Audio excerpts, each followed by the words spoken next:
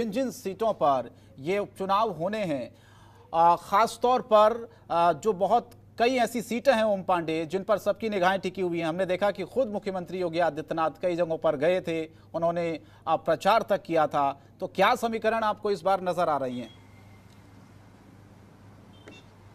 देखिए शंकर, जिस तरह से उत्तर प्रदेश के 7 उप विधानसभा चुनावों पे चुनाव होना है, और सबसे बड़ी बात यह है कि जिस तरह से अगर बात की जाए उत्तर प्रदेश के मुख्यमंत्री योगी आदित्यनाथ, बीजेपी के प्रदेश अध्यक्ष स्वतंत्र देव सिंह, उसके साथ साथ deputy CM Krishna Prasad Maurya, deputy CM Dinesh Sharma और तमाम ऐसे कैबिनेट मंत्री हैं जो इस चुनाव में लगातार प्रचार प्रसार कर रहे थे।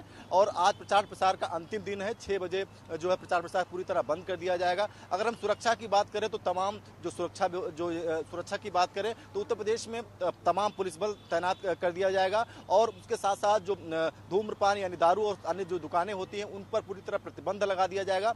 शाम 6 बजे जहां ये जो रैलियां हैं पूरी तरह से प्रतिबंधित होंगी, तो वहीं 3 तारीख को जो है 3 नवंबर को वोटिंग यानी मतदान किया जाएगा। उसके साथ साथ 10 नवंबर को जो है 10 नवंबर को जो है इसके चुनाव घोषित किए जाएंगे कि कौन जीता है। लेकिन सबसे महत्वपूर्ण बात यह है कि जिस तरह से मुख्यमंत्री की जो उपचुनाव है, कहीं ना कहीं उनकी साख दांव पे लगी हुई है। लगातार स्वयं कई ऐसी जो विधानसभाएं हैं वो स्वयं जाकर के वहां पर रैली की है, और उसके साथ साथ वहां की जनता से उन्होंने कई ऐसे महत्वपूर्ण जो प्रदेश सरकार ने अहम काम किए हैं उनको लेकर के उन्होंने गिनाया है। चाहे महिला सशक्तिकरण की बात करें, शिक्षा की बात करें, या तमाम ऐसी जो सरकार के द्वारा वादे किए गए, तमाम जो ऐसे कार्य जो सरकार द्वारा किए गए, स्वयं उत्तर प्रदेश के मुख्यमंत्री ने वो चीजें गिनाई हैं, और उसके साथ साथ वहां पर वो क्या किस तरह के काम किए गए इसको लेकर के भी बात कही है।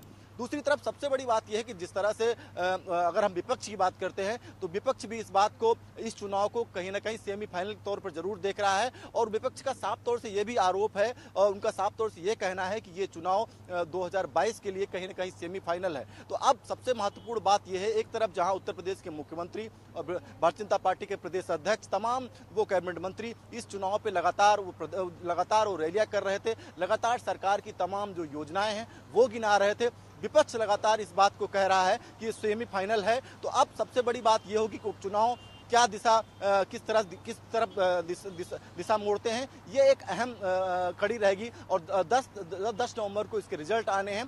तो सबसे